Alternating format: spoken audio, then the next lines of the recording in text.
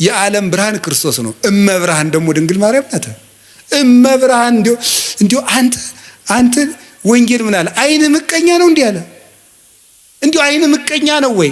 ልጇ ብርሃን ከሆነ እናቱ ደግሞ ማለት እናት ነው። እመብርሃን ማለት የብርሃን እናት ነው። እንዲሁ ያማሃል። እመብርሃን ማለት ምንድነው የሚቸግርህ?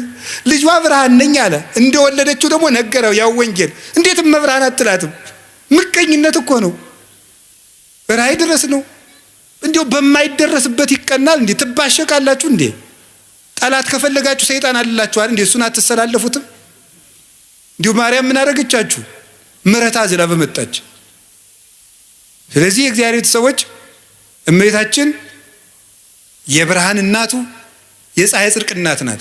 ስለዚህ ለምንድን ነው ድንግል ማርያም ዘላለም ድንግል መሆን ያስፈለጋት ሲባል ቅድም እንዳልኳችሁ ለልጇ ምስክር እንድትሆንና እግዚአብሔር ስለገባባት ነው።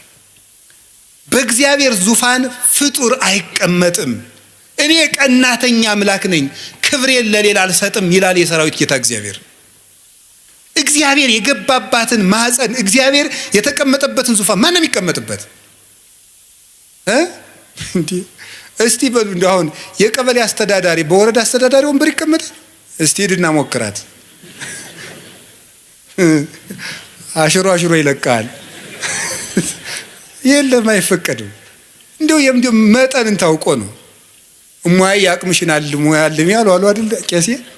አንዲት እሟይ ምድግ ብለው የኔታ አቤት እንደው እኔ በህልሜ ታቦት ተሸክሜ ሰው እያጠኑ ህልም አይቼ አይ እሟይ እንደው ያቅምሽን አልሚ እንደው